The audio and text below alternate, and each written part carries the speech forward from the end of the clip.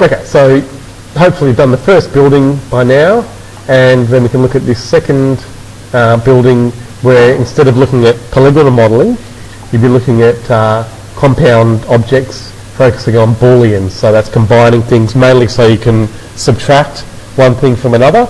And it really does tie in with a standard approach to design, which is solid void or positive negative. And so it's a design principle that you should be familiar with. And so, oops, just maybe going on to the next page there, you can see that you can start with the file that begins at this point, or just continue with the file from the last exercise.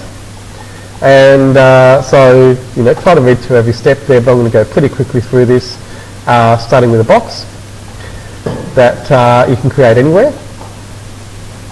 So I'll do that in the perspective viewport. It talks about moving this other building across, but mine is already in a pretty good location. So I'm just going to go right ahead and make my new box shape.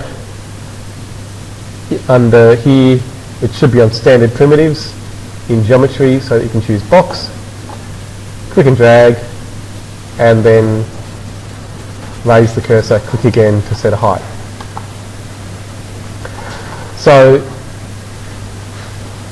having made that, now we can come back and put the properties in, so length 30, width 30, height 200.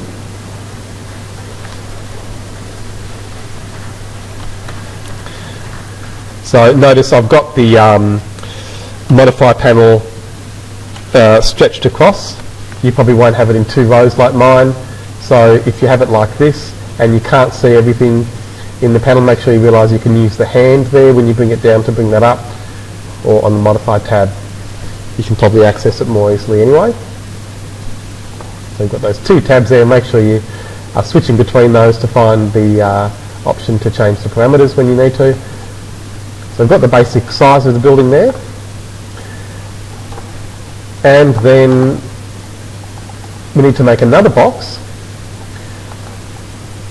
that's going to be aligned, and so I'll just go into the top viewport there, and actually I will, oh no, I'll leave it there. I'm just going to do mine a bit back to front, but that's okay. So zooming in there, I'm going to right click and choose isolate selection to hide everything else, and we're going to make another box. So back on the create tab, box, click and drag almost anywhere, and notice I'm making a little bit wider than the other one, but we'll have a chance to change the size again afterwards. I'll bring this up so you can see there where that is. I'm just going to orbit around in perspective so that it's looking the other way. You'll see why in a moment. We want this box to be on the left hand side because it corresponds to the other views. And if you find that the colours are a bit difficult to see, make sure you change the colours as you need to, and you can do that either on the create tab here. I know on the projector it's cut off, but you'll see in the video, click on the little colour swatch next to the name, or on the modify tab up there, it lives up the top, and the colour swatch might look like 2 colours. It might be black and white, but once you change it, it should come up with the colour you've chosen. So with the new box selected, looking in the notes there, you can see you need to use this align tool. So align in Revit is a pretty useful tool. In Max you use it all the time. And so on the main toolbar there, you can see this button. It uses the same icon as in Revit for align. So the main thing there is to have the new box selected, and then, so I better check the size here. It doesn't actually give us a size, I think, until yeah. So essentially there, what it's telling you is that it needs to be bigger, so you do need to make sure when you're making it in plan that it's bigger than the box you started with. So there you can see mine is a little bit small, so I'm going to take the width out and make it bigger. It doesn't need to be higher, we're going to change the height in a moment anyway, but it does need to have a bigger size in plan, and you'll see in a minute why, because we're going to subtract it from the main building. So now with that still selected, I'm going to go to Align and choose the original box. And so there we want X and not Y. And we want them both to be on maximum. And you can see what that's done. It's lined up the side on the right of both of those boxes. So that's the maximum X value. Just so it's clear what's happening there. If I had that on Y instead, it would line the top up. But we don't want that, we want X. So if you just follow through the notes, it should work pretty well, but you want to think about what you're trying to achieve here. So we're trying to get that side on the right lined up, but now we need to move it to the left. So it's like in AutoCAD, you're maybe offsetting from a certain edge of your wall to get a wall thickness, or in this case, a set out from the side of the building. Here's the settings for a line. And then here, this is an easy one to miss. You need to then go to the Move tool. So up here it's going to be on Move, select and Move. And then the button down the bottom that you need to choose to set your coordinates or to type in your new value is on this main toolbar. You can see it's next to X, Y and Z. You have the button at the beginning that looks like a don't know how to describe it, a tile with a circle in the middle. Click on that button and it'll change to a circle with two arrows, two black arrows pointing out and down. And so then in X, you can see there you need to type -6, which will move this box over to the left. 6 metres. Okay, so this is really to give you an idea how you can model using values that you type in. And now you can give the box a height. So it needs to be 3 metres high. So here in height, I'm just going to type 3 and enter, and that sets this plate, which is really going to be the height of each of the floor plates, or the windows in the floor plates anyway. Okay, so then that needs to come up 40 metres from the ground, and so in Z here, you can simply type 40. Okay, so you can see that box is now floating above the ground 40 metres. And now we need to copy it multiple times, and a really good tool for that in 3ds Max is the Array tool. So you can get to that on the Tools menu, it's an easy way. So Tools, and then Array. Before I choose it, I'm just going to zoom in the perspective view so you can see what I'm doing a bit more clearly. Okay, so again, Tools and then Array. I'm going to set this to Copy, and you'll see why that is after I do it. And then the Z value there, I'm going to change to, I'm fairly sure it's 6 metres, yep. So 6 here for Z, and that's all we need. So there, 6, number, sorry, so the count we need to change as well. Sorry, so I'll just check the count.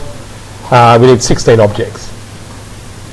So here for the count next to 1D, make sure you leave it on 1D and then make 16 the count. If you like, it doesn't tell you this in the notes, but you can click Preview to see how that'll turn out. So there you can see these copies of the original box arrayed above the first one. So that's how I want it to be. Okay, and now it's got the last one selected. That then needs to have a new height. So that's going to be 30 metres. And so in Properties here, we're going to change that to 30. And then you can see why you need to use the Copy option instead of Instance or Reference. If you left it on Instant or Reference, then it would have changed all of them. And we don't want that. Okay, so that's the basic setup for those boxes. And now we can combine them. So the first thing is to select then the original box, the big one, rename it to tower, and then if you remember on the create tab, instead of standard primitives you can choose compound objects, choose pro Boolean, and then start picking, and check that it's on subtraction down below that. And you've really got two choices here. You can either do what it says in the notes and press the shortcut key, which I'll show you in a second, but first I'm just going to show you an even easier way. It's just to click on each box, and then you can see as you choose each one it's subtracting them from the original. So how easy is that? But if you want to do it more quickly, you can choose to select by name. So if you press the shortcut key H, it'll bring up a list of all your objects, and you can simply choose all of them using Shift, pick, and it'll select them all in one go.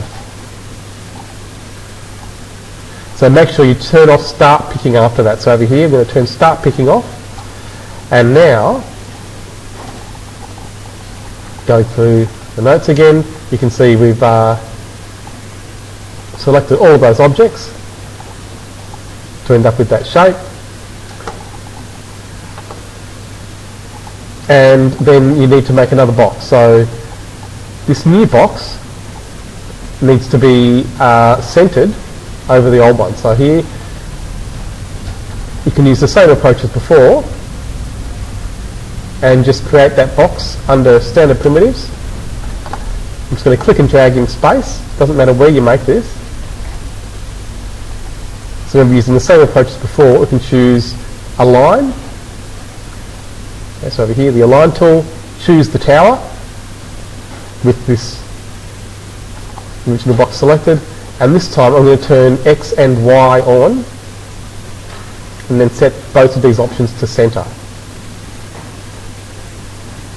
And so that's centered my new box on the old one.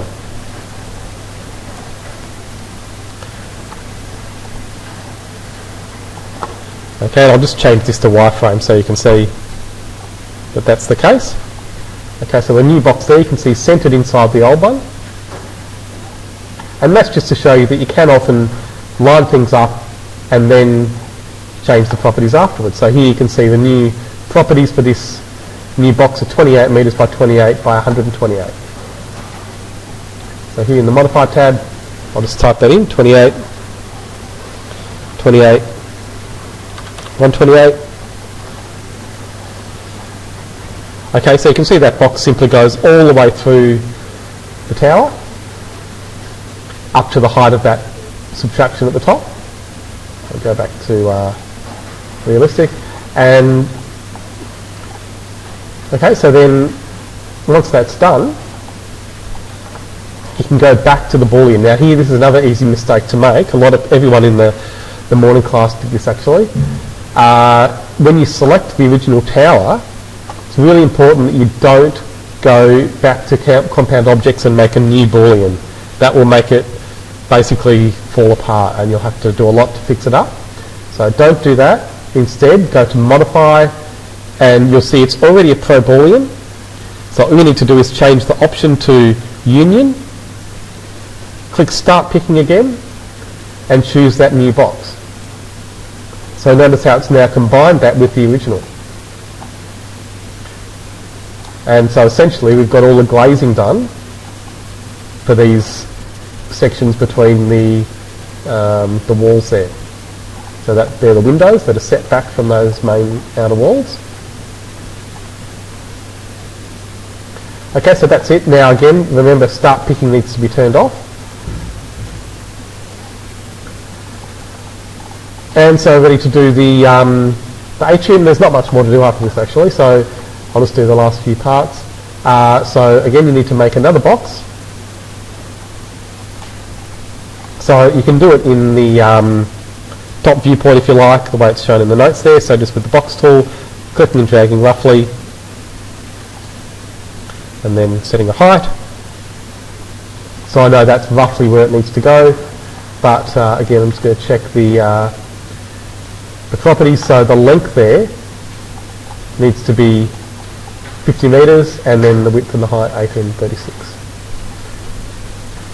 So 50, 1836. And then again using a line, so you're probably getting used to this approach. You can create most things in Max this way, basically make them anywhere and then use a line afterwards to get them into the right position. Okay, so again here you just need to have the same options with a line. When you choose a line there, select the tower and then leave X and Y on and center for both. And then you can see again you can make another box with similar properties. Okay, so again just making a new box, clicking and dragging basically to make a cross shape with the original one. So this one's 18, 41 and 36.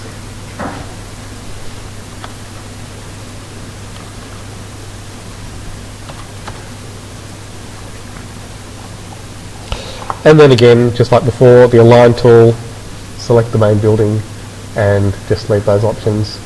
Oh no, sorry, here, so it's a bit different. So I'll cancel that. So I skipped by instinct, but again with this one, you need to, instead of choosing the tower, choose the new box. And so firstly, I'm not sure if it tells you this all that clearly, but you need to choose the the center option. So that's what I've got there. Clicking OK, and then do a line again. Again, I'll choose the new box, and here I want the right hand side to line up with the right hand side of the other box. So we want it on maximum, but only with X turned on.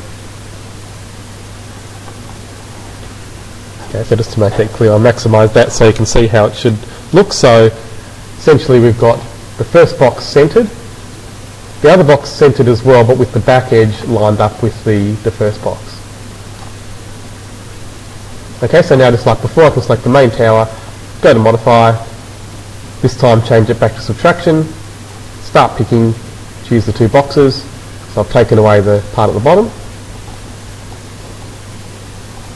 So that's the main shell done, and then the rest of it is just adding in detail.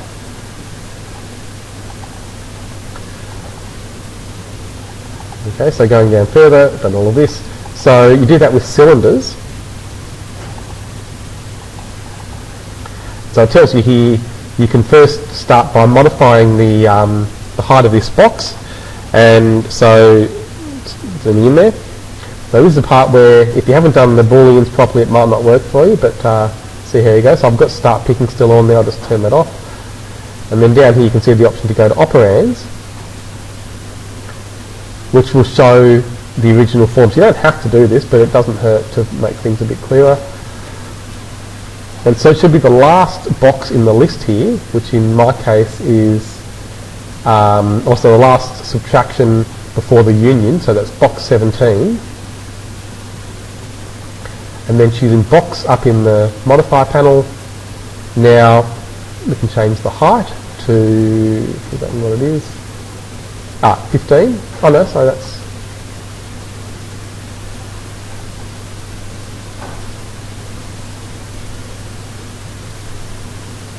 sorry, what am I doing here? So it's not the height that changes, that's right, so it's in position. So you've got to move it 9 metres to the left.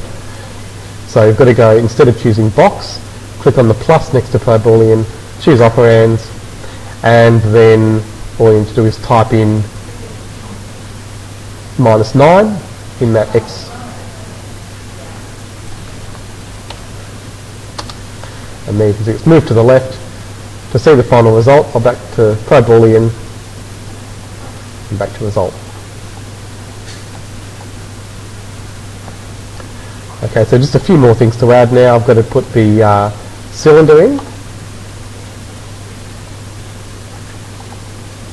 And here it tells you to use auto grid.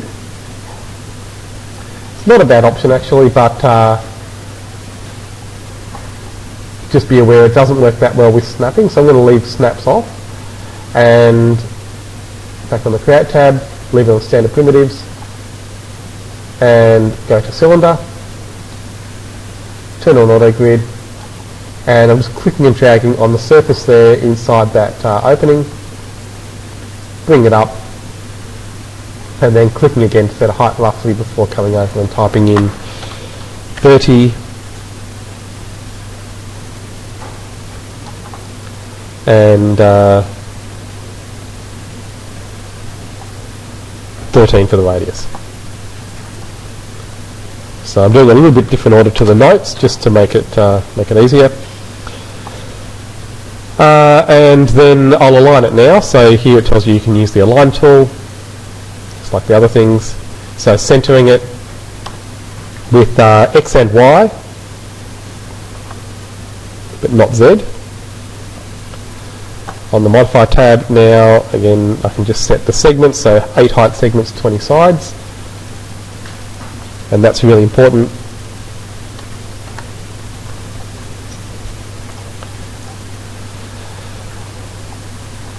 And so then finally, to finish this shape off, the X needs to be scaled. So with the scale tool, I'm just going to click and drag on the X axis there, and watching the value down here, just getting that to 70. Okay, so that's the basic form of the windows in that section.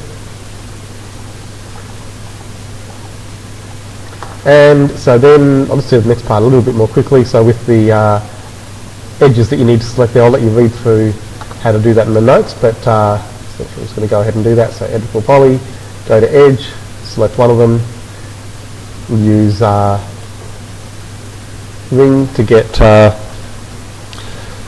all those edges. I'm going to isolate the selection and just deselect top and the bottom. Oops. And then using loop, get the others. They just need to be chamfered. So the chamfer is, just have to check settings there, 0.6.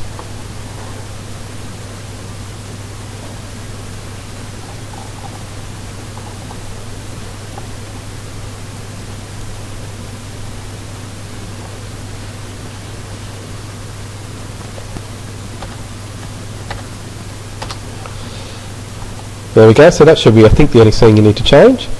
So tick to finish.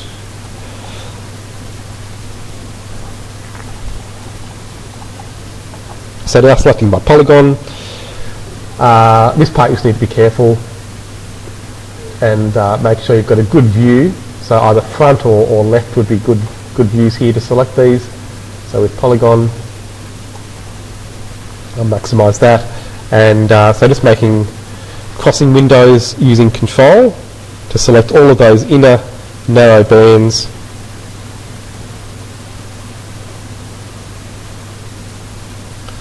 Like so.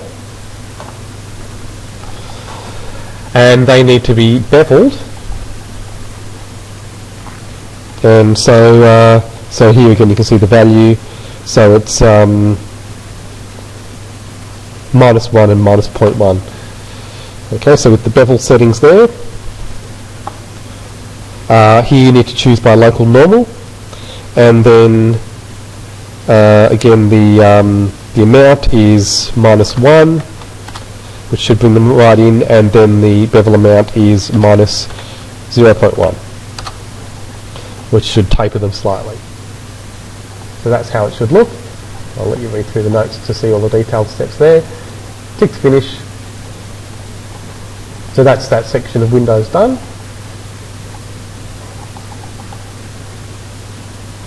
So like this. And now we need to clone that object down to the ground level. Okay, so here's where it should end up. So I'll just do this fairly quickly.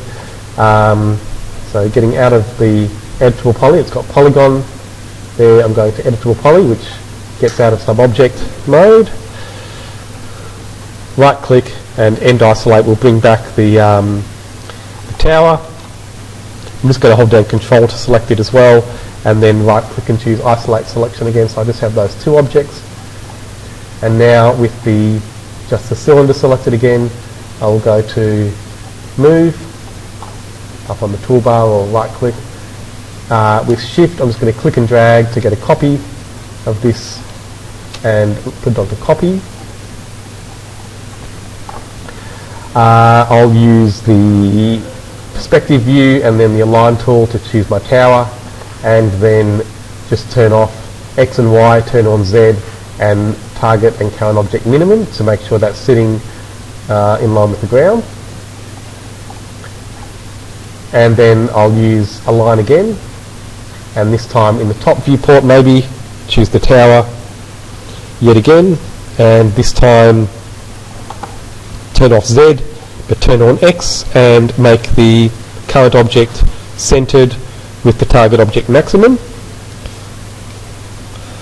and then again align. So you can see how multiple alignments are often needed to get things in the right position. So finally now I'll just check, it should be centered anyway, but I'll just make sure. So Y I'll put to center and center. So that's the basic position I need for the new set of windows. And then I'm just going to right click and choose scale, or you can do it on the main toolbar there, and scale the Z value up so that it is a little bit higher than the opening that's left. And then very last step is to join this to the previous object. So back to the tower, and then making sure it's on union, I'll choose start picking and choose those two objects. So it's all connected as one. Oh no, sorry, there is one last thing. So to put the angled part at the back of the box. I always forget this. Okay, so you can see there, this is squared off at the top. We need that angled down, so we've got to shape that roof. And this is good because it shows you some polygonal modelling. And so here, okay, so we've done as much as we need to with Pro Boolean. I might save it at that point. So if I need to come back to those, I can.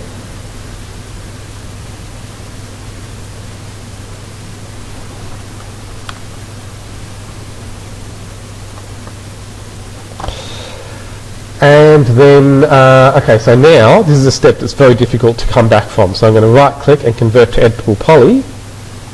You need to really consider when you do this. And then select the edge on the back there and bring that down roughly to the height of the main opening. There we are. Now to polygon, this is really easy. Just use inset to bring it in slightly. I'm not even going to use the values that it tells you in the notes. I'm just going to do this by eye. And then using extrude again by eye. Bring that down. So that's it. That's the finished model. I'll just get out of Edit Poly.